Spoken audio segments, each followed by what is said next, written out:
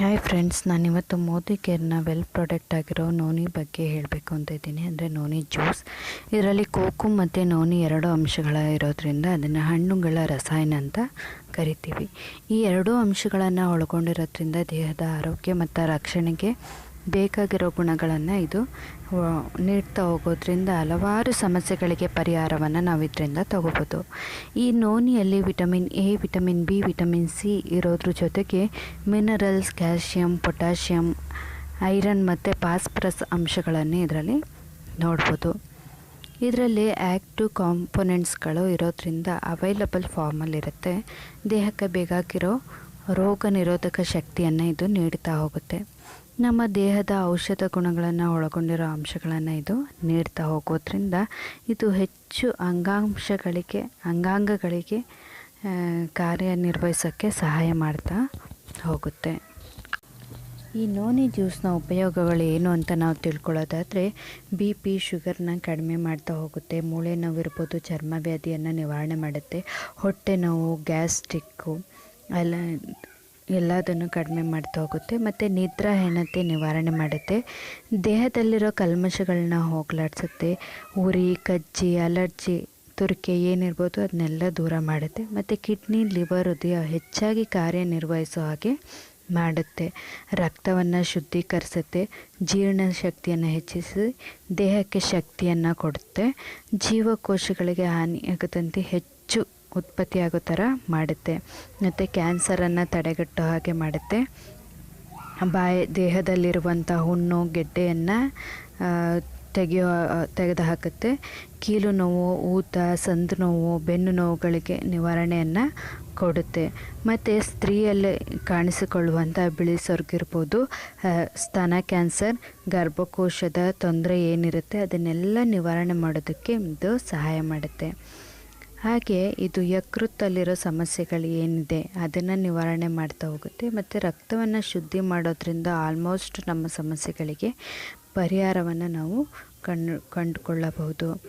ಜೊತೆಯಲ್ಲಿ ದೇಹದಲ್ಲಿರುವ ಹೆಚ್ಚು ತೊಂದರೆ ಏನಿರುತ್ತೆ, ಸಮಸ್ಯೆಗಳೇನಿರುತ್ತೆ ಅದರ ನಿವಾರಣೆಯನ್ನು ಮಾಡ್ತಾ ಹೋಗುತ್ತೆ.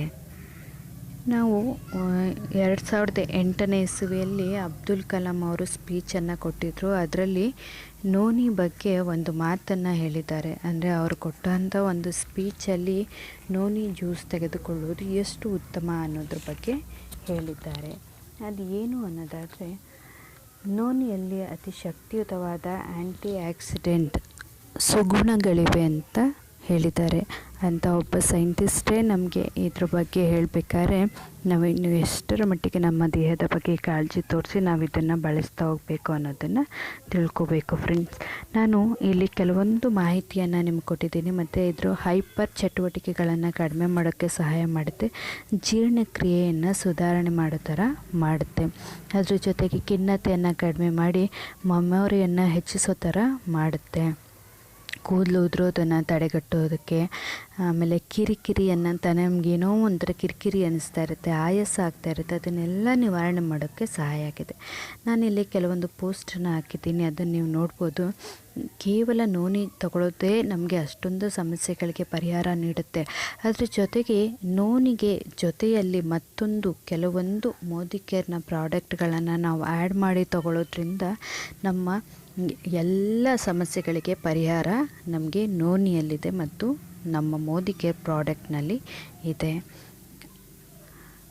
ಇದೊಂದು ಇದ್ದರೆ ಸಾಕು ಮನೆಯಲ್ಲಿ ನಮಗೆ, ಅದು ರಾಮಬಾಣ ಇದ್ದಂತೆ. ನಮ್ಮ ಸಮಸ್ಯೆಗಳಿಗೆ ರಾಮಬಾಣ ಇದಾಗಿರುತ್ತೆ, ರೋಗಗಳಿಗೆ ರಾಮಬಾಣ ಇದಾಗಿದೆ ಅಂತ ಹೇಳ್ಬೋದು. ಮನೆಯಲ್ಲಿ ಒಬ್ಬ ಡಾಕ್ಟರ್ ಇದ್ದಂತೆ.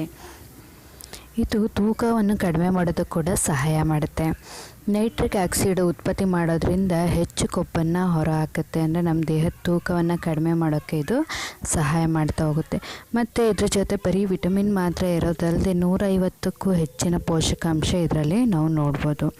ಇದನ್ನು ಯಾವ ರೀತಿ ತಗೋಬೇಕು ಅಂದರೆ, ಊಟ ಮತ್ತು ತಿಂಡಿಯ ಮುಂಚಿತವಾಗಿ ನಾವು ಇದನ್ನು ತಗೋಬೇಕು. ಇದನ್ನು ದಿನಕ್ಕೆ 2 ಬಾರಿ ತಗೋಬೇಕು. ಅಂದರೆ 1 ರಿಂದ 3 ದಿನ 5 ml ತಗೋಬೇಕು. 4 ರಿಂದ 6 ದಿನ 10 ml. ಈ 7 ದಿನದ ನಂತರ 15 ml ನಾವು ತಗೋತಾ ಹೋಗಬೇಕು. ಇದನ್ನು ಸಮ ಪ್ರಮಾಣದ ನೀರಲ್ಲಿ ಮಿಕ್ಸ್ ಮಾಡ್ಕೋಬೇಕು. 8 ವರ್ಷ ಮೇಲ್ಪಟ್ಟವ್ರು ತಗೋಬೋದು. ವಿಶೇಷ ಸೂಚನೆ ಏನು ಅಂತಂದರೆ ಗರ್ಭಿಣಿ ಮತ್ತು ಬಾಣಂತಿಯರು ಇದನ್ನು ಬಳಸೋ ಹಾಗಿಲ್ಲ. ಗಮನದಲ್ಲಿಟ್ಕೊಳ್ಳಿ.